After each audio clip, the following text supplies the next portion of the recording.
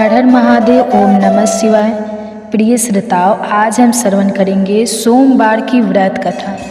सोमवार की व्रत की कथा एक लड़की और उसके भाई की बहुत ही दुख भरी कहानी से शुरू करेंगे।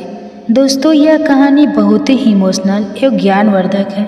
इस कहानी से आपको बहुत कुछ सीखने को मिलेगा, इसलिए कहानी को पूरा जरूर सुनना।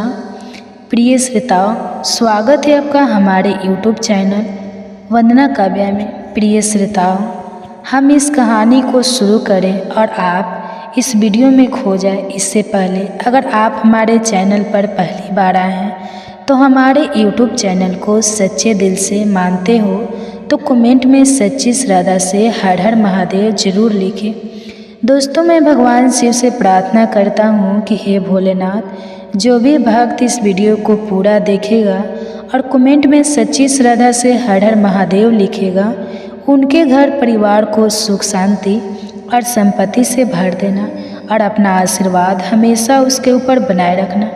तो आइए श्रोताओ, इस छोटी सी कहानी को आपको सुनाते हैं। दोस्तों, किसी गांव में एक ग्वाला अपने बीवी बच्चों के साथ रहता था। उसके एक बेटा और एक बेटी थी। वे ग्वाला था तो उसके पास बहुत गाय और बछड़े थी।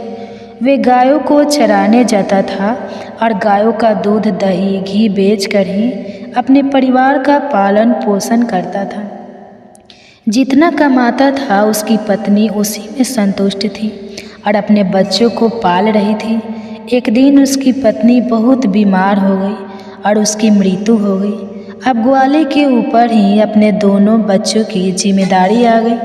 कहते हैं कि अगर पिता मर जाए तो माँ अपने बच्चों को सही तरीके से पाल लेती है, लेकिन एक पिता ऐसा नहीं कर पाता। उस ग्वाले को भी बहुत परेशानी हो रही थी। वह गाय चराने जाता तो अपने बच्चों के लिए भोजन तैयार नहीं कर पाता। बच्चे अभी छोटे थे। बेटी 10 साल की थी और बेटा 8 साल का।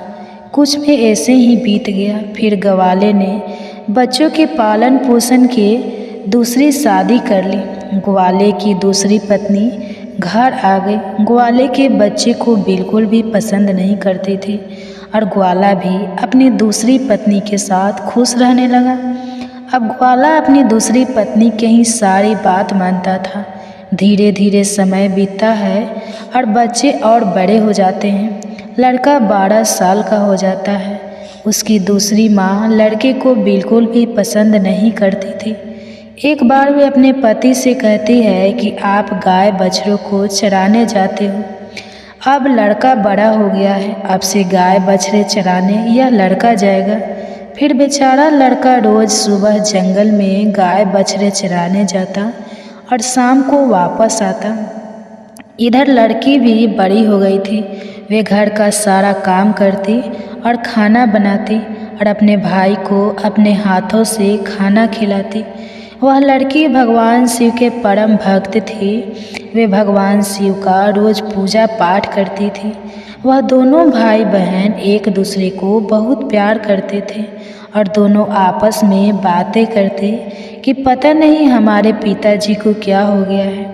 वह हम पर बिल्कुल भी ध्यान नहीं देते। जब से हमारी माँ की मृत्यु हुई है, हमारे कितने कष्ट भरे दिन आ गए हैं। तब बहन अपने भाई को समझाती है कि तुम बिल्कुल भी चिंता मत करो, तुम्हारी बड़ी बहन है ना। यह कहकर वे अपने भाई को ढाढ़स बढ़ाते हैं। फिर भाई कहता है, दीदी, मुझे माँ की बहुत याद आती है।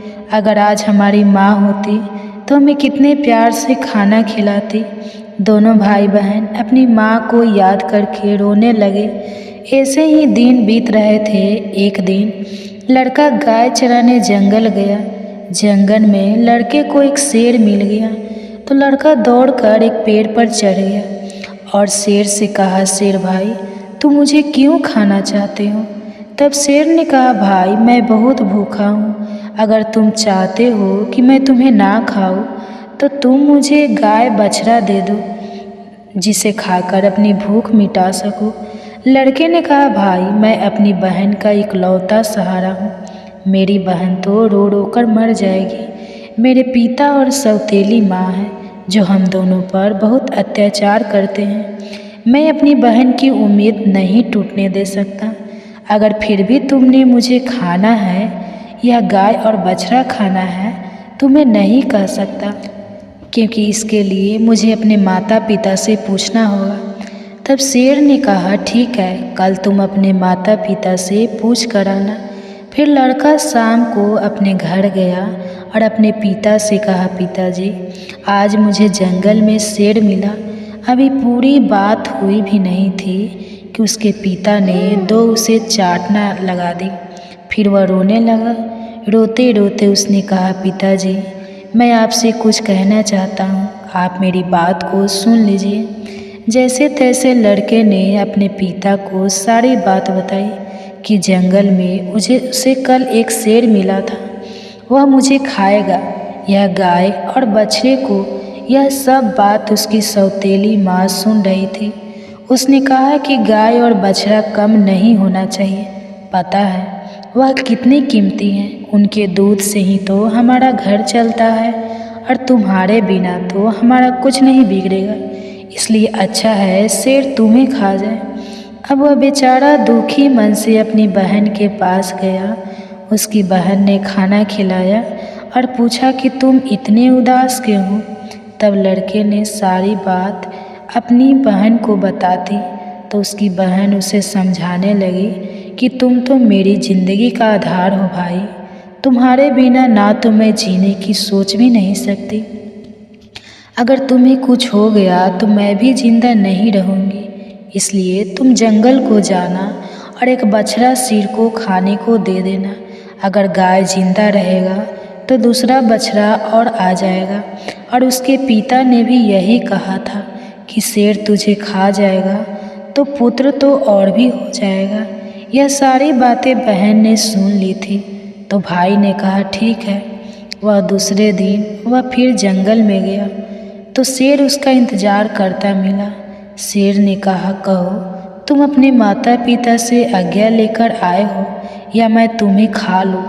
तब लड़के ने सारी बात शेर को बताई और कहा, मेरी बहन ने कहा है कि तुम एक बछड़े को खा लो। फिर शेर बछड़े को लेकर अपनी गुफा की तरफ चला गया और लड़का खुशी खुशी अपनी गाय चराने लगा और शाम को अपने घर आ गया तो उसके माता पिता गाय बछड़ों की गिनती करने लगे तो एक बछड़ा कम था।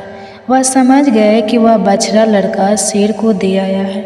इस बात पर वह दोनों बहुत गुस्सा हो गए और उसे मारने लगे। उसके पिता ने उसे डंडे से इतना मारा कि वह बेहोश होकर गिर पड़ा।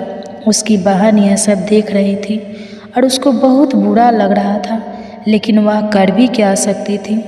जब उसके माता पिता चले गए तब बहन अपने भाई को उठाकर कमरे में ले गई और उस पर पानी के छींटे मारे। जब होश में भाई आ गया तो उसे पानी पिलाया, खाना खिलाया। दोनों भाई बहन बहुत देर तक रोती रही। फिर बहन ने कहा, भाई अब तुम्हारा यहाँ रहना खतरे से खाली नहीं है। मेरे पास माँ की यह निशानी या अंगूठी है, तुम यह अंगूठी पहन लो और यह घर छोड़कर चले जाओ। अगर तुम जीवित रहोगे तो मुझे आशा रहेगी और हम कभी न कभी ज़रूर मिल जाएंगे। भाई की समझ में बहन की सारी बात आ रही थी, लेकिन उसने कहा, बहन तुम ठीक कह रही हो, लेकिन मैं तुम्हें यहाँ अकेले छोड़कर कैसे जाऊँ, कैसे चल जाऊँ। माँ तुम पर भी तो अत्याचार करती है, सब काम करवाती है, मारती पीटती है। तब बहन ने कहा, भाई अगर तुम ठीक रहोगे तो मैं सब सहन कर लूँगी, लेकिन तुम यहाँ से चले जाओ। भाई अपनी बहन की बात मान लेता है और एक धागा उठाता है और अपनी बहन की कलाई में बांध देता है। यह मेरी निशानी है, जब भी हम मिलेंगे तो यह देखकर एक दूसरे को पहचान लेंगे। तुम यह धागा टूटने मत देना। बहन ने कहा, ठीक है भाई। जब दोनों भाई बहन बातें कर रहे थे तो उनकी सौतेली माँ सब बातें सुन रही थी। तब मन में सोचने लगी, अच्छा यह बात है, इन्हें अभी मज़ा चखाता हूँ। जब लड़का और लड़की सो गए तो सौतेली माँ ने अपने पति से कहा कि मुझे तो इस लड़के का मांस खाना है। पति ने कहा, ठीक है, अगर तुम्हारी ज़्यादा इच्छा होती है तो मैं अभी इसका मांस लेकर आता हूँ। बाप इतना निर्दय, इतना कठोर हृदय का हो गया कि उसने अपने बेटे को उठाया और बाहर ले गया और कुल्हाड़ी से उसके छोटे छोटे टुकड़े कर दिए। फिर टुकड़े लेकर अपनी पत्नी के पास आया और कहा, यह लो, खा लो। तब उसकी पत्नी ने उन टुकड़ों की सब्जी बनाई और खाना बनाया। फिर उसने एक थाली अपने लिए और एक पति के लिए लगाई। तभी उसके मन में विचार आया कि भाई बहन का बहुत गहरा प्यार है, तो बहन को उसके भाई के मांस जरूर खिलाना चाहिए। तो उसने बहन को बुलाया और एक थाली उसके लिए भी लगाई और कहा, खाओ। तब वो सोचने लगी कि इतने प्यार से तो माँ ने कभी खाना नहीं दिया, जरूर कोई बात है। जब वह खाना खाने लगे तो बहन ने देखा कि थाली में वही अंगुली आ गई जिससे वे अंगूठी थी। बहन तुरंत समझ गई, क्योंकि वह सुबह से अपने भाई को खोज रही थी, लेकिन वह उसे कहीं दिखाई नहीं दी। उसका शक यकीन में बदल गया। वे अंगूठी देखकर हैरान हो गई और अंदर जाकर जोर जोर से रोने लगी और भगवान शिव से कहने लगी, हे भगवान, यह क्या हुआ? इन लोगों ने मेरे भाई को मार डाला, अब मैं अकेली रह गई। अब वे रोए जा रही थी। तभी उसे बड़े बूढ़ों की याद आ गई कि किसी इंसान की मुक्ति तब तक नहीं होती जब तक कि उसकी अस्थियां नदी में विसर्जित नहीं होती। उसने सोचा, मेरे भाई की भी तो मुक्ति भी नहीं होगी, यह लोग तो उसे मारकर खा गए। तभी उसने वे अंगूठी उठाई और चलते चलते वे नदी के किनारे पहुंच गई।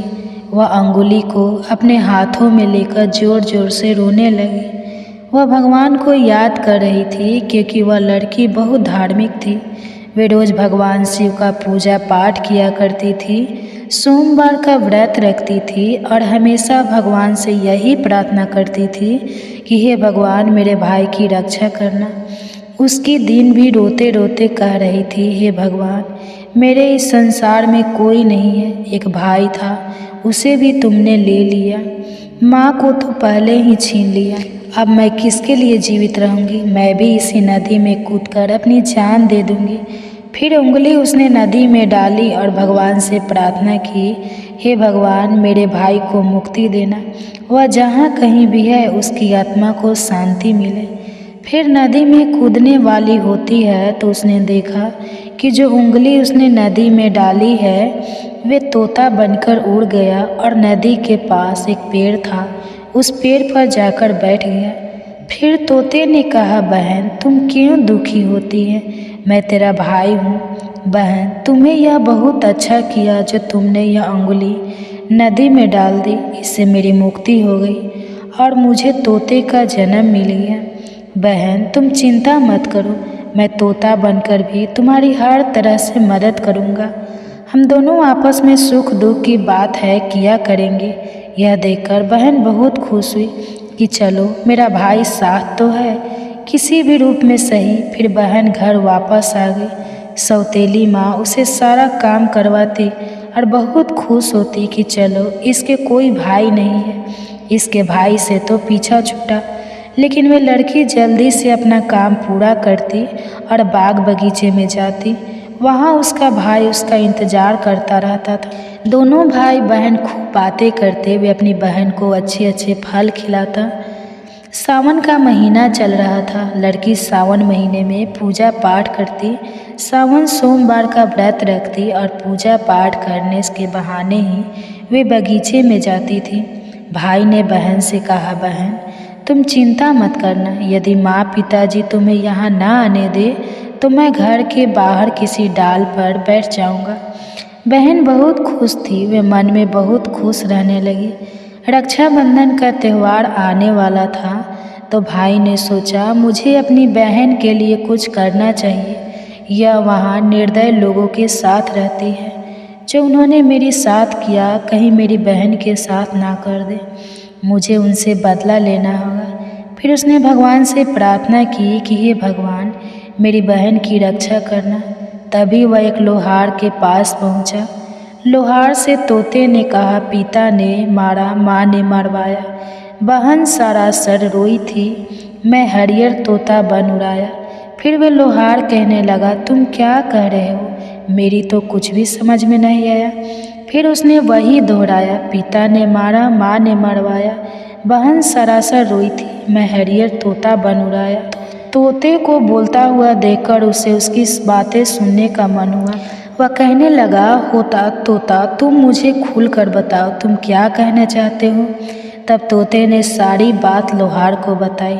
लोहार तोते की बात सुनकर कहता है, तुम्हारी कहानी तो बहुत ही दुख भरी है, यह सुनकर मुझे रोना आ रहा है। तुम बताओ, तुम मुझसे क्या चाहते हो। अगर तुम चाहो तो मैं तुम्हारे लिए अपनी जान भी दे सकता हूँ। तब तोते ने कहा, मुझे कुछ नहीं चाहिए, बस तुम मेरे लिए एक ऐसी कतार बना दो जो तलवार से भी तेज हो। लोहार ने कहा, ठीक है भाई। फिर लोहार ने तोते के लिए कतार बनाई। कतार बन गई। तोते ने कहा, इस कतार को मेरे पंखों में छुपा दो। लोहार ने कतार तोता के पंखों में छुपा दी। वह तोता वापस पेड़ पर आ गया। उसने अपनी बहन को कुछ नहीं बताया। उसकी बहन उससे मिली, बातें की, साथ में भोजन किया और वे घर वापस चली गई। अगले दिन तोता एक सुनार के पास गया और सुनार से भी वही बातें कही कि बाप ने मारा, माँ ने मरवाया, बहन सारा सरोई, मैं हरियर तोता बन उड़ाया। सुनार ने कहा, तुम क्या कह रहे हो, मेरी समझ में कुछ नहीं आ रहा है। वे फिर से वही कहने लगा। सुनार को भी उसकी बातें जानने की इच्छा हुई कि यह क्या कहना चाहता है। सुनार ने तोते से कहा कि तुम मुझे सीधे सीधे बताओ, तुम क्या कहना चाहते हो। तो तोता ने सुनार को भी अपनी सारी बात बता दी। सुनार भी तोते की बात सुनकर बहुत दुखी हुआ।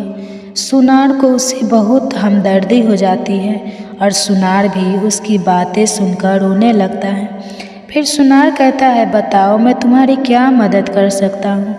तोते ने कहा कि भाई, रक्षाबंधन आने वाला है, मैं अपनी बहन को सोने के कुछ गहने देना चाहता हूँ, तो तुम मेरी बहन के लिए गहने बना दो। सुनार ने कहा, बस इतनी सी बात, बताओ क्या क्या बनाना है। फिर सुनार ने उसकी बहन के लिए कुछ गहने बना दिए।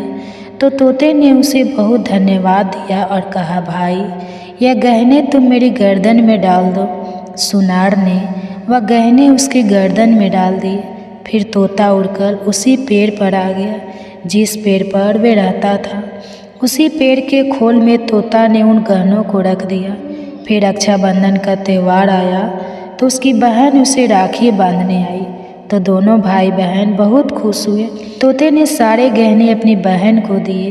गहने पाकर बहन बहुत खुश हुई। फिर उसने पूछा कि तुम्हारे पास ये गहने कहाँ से आए। तोते ने कहा, मेरा एक दोस्त है, उसने मुझे बनाकर दिए हैं। फिर बहन खुशी खुशी घर चली गई। जब सौतेली माँ ने उसे गहने पहने हुए देखा तो जल भून गई और उसे मारते हुए बोली, ये गहने कहाँ से चोरी करके लाई है।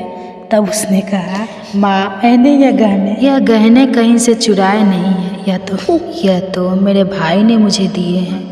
जो एक तोता है वह सौतेली माँ को पूरी बात नहीं बताती कि उसका भाई ही तोता बन गया है। उसने कहा, एक तोता है, वह मुझसे बातें करता है और मैंने उसे अपना भाई बना लिया है, उसी ने मुझे यह गहने दिए हैं।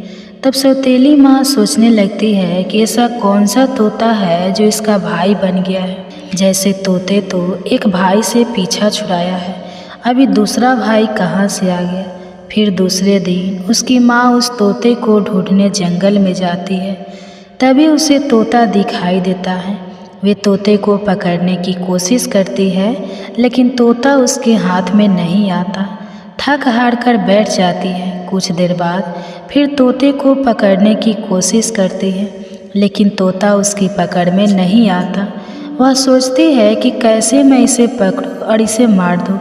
इससे ज़्यादा भाई बनने का शौक़ है। सुबह से शाम तक तोते को पकड़ने की कोशिश करती है, लेकिन तोते को नहीं पकड़ पाती। फिर वे घर आती है तो उसका सारा गुस्सा उस लड़की पर निकलता है। वे उसे सारे गहने भी छीन लेती है। अगले दिन लड़की तोते से मिलने जाती है। फिर तोता कहता है, बहन, जो गहने मैंने तुम्हें दिए थे वह कहाँ है। तब बहन कहती है, भैया, वह गहने तो माँ ने छीन लिए। यह सुनकर तोता को बहुत गुस्सा आता है और वह कहता है, बस अब इनके पाप का घड़ा भर चुका है, अब इनको सज़ा मिलनी ही चाहिए। फिर वह तोता उस घर से बाहर एक पेड़ की डाल पर बैठ जाता है और इंतज़ार करता है कि उसके माता पिता कब बाहर निकले। तब लड़की बाहर को कुछ काम कर रही थी तो उसकी माँ किसी बात पर उसे डांट रही थी और उसे मार रही थी। तभी उसका पिता भी बाहर आ जाता है और लड़की को मारने लगता है। यह सब तोता पेड़ पर बैठकर देख रहा था। उससे यह सब देखा नहीं गया और वह अपनी सौतेली माँ और बाप पर झपट पड़ा। उसके पंखों में जो कतार थी उसने उन दोनों की आंखों में गुस्सा थी। अब दोनों अंधे हो गए और तड़पने लगे। फिर उसने अपनी चोंच से कतार उठाई और उन पर वार कर दिया। फिर दोनों जमीन पर गिर पड़े। तोते ने कहा, तुम दोनों ने बहुत पाप किए हैं, मैं तुम दोनों को नहीं छोड़ सकता। तब वो दोनों कहते हैं कि तुम्हारा हमसे क्या बैर है। तब तोते ने कहा, तुमने तो मुझे मारकर खा लिया और पूछ रही हो कि तुम्हें क्या बैर है। फिर वह दोनों तड़प तड़प कर मर जाते हैं। तब तोता अपनी बहन से कहता है कि चलो अब हम यहाँ नहीं रहेंगे, अगर यहाँ रहेंगे तो हमें अपने दुख याद आएंगे, हम उनको कभी भूल नहीं पाएंगे और दुखी रहेंगे। तो उसकी बहन कहती है, हाँ भैया, अब हम यहाँ नहीं रहेंगे, अब हम ऐसी जगह रहेंगे जहाँ कोई हम दोनों को अलग ना कर सके। फिर वह वहाँ से चलते हैं तो चलते चलते एक मंदिर में पहुँच जाते हैं। फिर तोता कहता है, बहन, इससे अच्छी जगह हमें कोई और नहीं मिल सकती। अब दोनों भाई बहन उस मंदिर में रहने लगते हैं। बहन तो पहले ही पूजा पाठ करती थी, सोमवार का व्रत रखती थी। अब तोता भी पूजा पाठ करता है। पास में ही एक सरोवर था, उसे अपनी पंख गीले करके लाता है, उस शिवलिंग पर जल चढ़ाता है और लड़के भी भगवान शिव और पार्वती की पूजा करते। ऐसे ही दिन बीत रहे थे। उसकी सच्ची भक्ति को देखकर एक दिन माँ पार्वती ने भगवान शिव से कहा कि देखो कितने दुखिया बहन भाई हैं, इनको देखकर मुझे रोना आता है। यह कितने तन मन से आपकी सेवा करते हैं, आपको इनका दुख दूर करना चाहिए। तब शिवजी ने कहा, हे पार्वती, यह तो संसार सागर है, हम किस किस का दुख दूर करेंगे। लेकिन पार्वती माँ हट करने लगी और कहने लगी, नहीं भगवान, आपको इनके दुख को दूर करना ही होगा।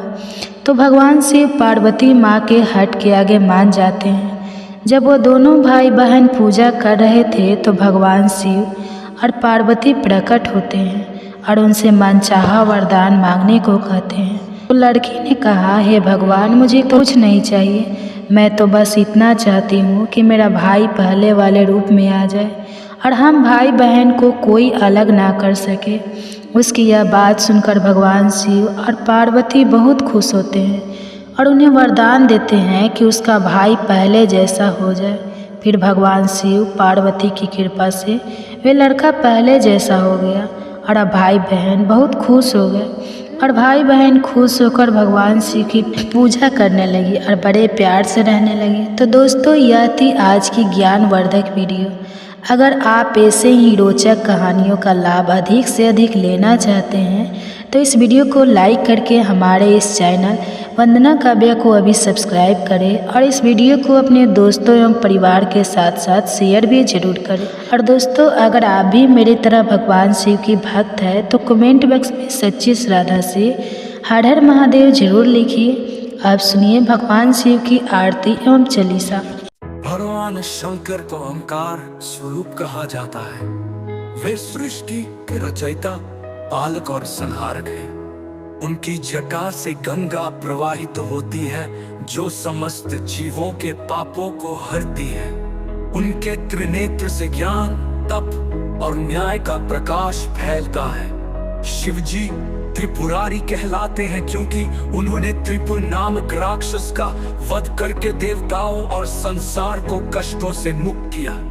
वे रुद्र हैं जो अधर्म का संहार करते हैं और धर्म की स्थापना करते हैं। नटराज शिव का रूप उनके नृत्य से सृष्टि के निर्माण, संरक्षण और संहार का प्रतीक है।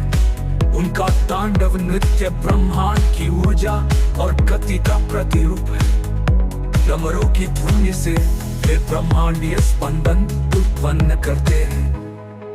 भोलेनाथ शिव को उनकी सरलता और उदारता के लिए जाना जाता है। वे भक्तों की थोड़ी सी भक्ति और श्रद्धा से प्रसन्न हो जाते हैं। समुद्र मंथन के समय उन्होंने हलाहल विष का पान करके सृष्टि की रक्षा की। शिव जी को आशुतोष कहा जाता है क्योंकि वे तुरंत प्रसन्न होकर भक्तों की इच्छाएं पूरी करते हैं। वे अपने भक्तों को केवल सच्चे प्रेम और समर्पण के आधार पर स्वीकार करते हैं, चाहे वो राक्षस हो या देवता। जय शिव ओंकारा, ओम जय शिव ओंकारा, ब्रह्मा विष्णु सदाशिव ओंकारा, ओम जय शिव ओंकारा, ब्रह्मा विष्णु सदाशिव अर्धांगिधारा। आरती में शिव जी के विभिन्न स्वरूपों और उनकी महिमा का वर्णन किया गया है। ये आरती भक्तों के मन में ईश्वर के प्रति श्रद्धा और समर्पण की भावना जागृत करती है। शिव का हर रूप ये सिखाता है कि सृष्टि में संतुलन बनाए रखना आवश्यक है। शिव के अन्य गुण और उनकी आराधना। शिव को पंचाक्षरी मंत्रों नमः शिवाय के द्वारा स्मरण किया जाता है। उनका वाहन नंदी शक्ति और भक्ति का प्रतीक है। शिवलिंग पूजा के माध्यम से उनकी निराकार और साकार दोनों स्वरूपों की आराधना की जाती है। उनके गले में सर्प, जटा में चंद्रमा और हाथ में त्रिशूल उनके गुणों का प्रतीक है।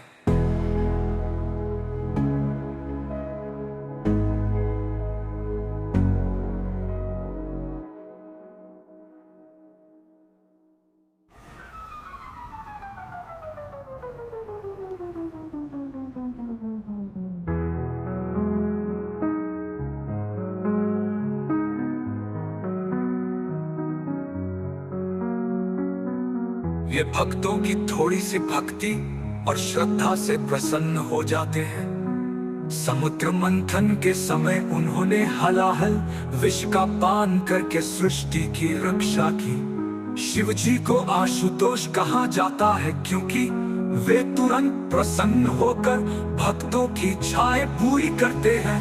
वे अपने भक्तों को केवल सच्चे प्रेम और समर्पण के आधार पर स्वीकार करते हैं, चाहे वो राक्षस हो या देवता। परंतु वे तुरंत प्रसन्न होकर भक्तों की इच्छाएं पूरी करते हैं। ओम जय शिव ओंकारा, ओम जय शिव ओंकारा, ब्रह्मा विष्णु सदाशिव।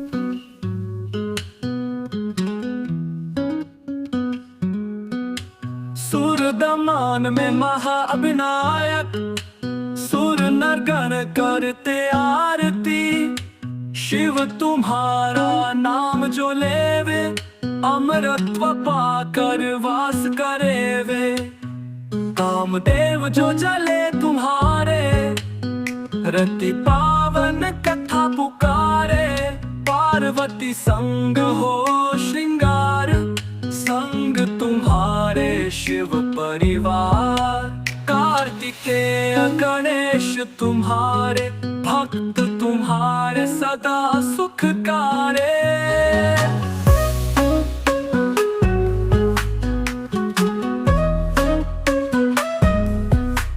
तुमसे शक्ति प्रकट सारी, आदि अनादि तुम्ही अवतारी।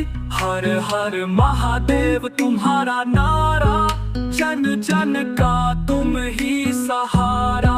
रुद्राभिषेक करहि जो नर नारी, उनके जीवन में दुख नहीं भारी। शिवरात्रि व्रत करे जो ध्याना, भव सागर से वह तर जाना। शिव की महिमा अपरंपार, हर पल करते उद्धार।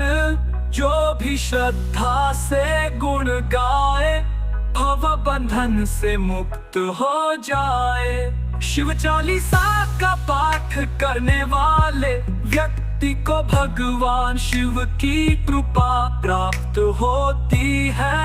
इससे मन को शांति और जीवन में सफलता मिलती है। कठिन समय में शिव चालीसा का पाठ करने से समस्याओं का समाधान होता है।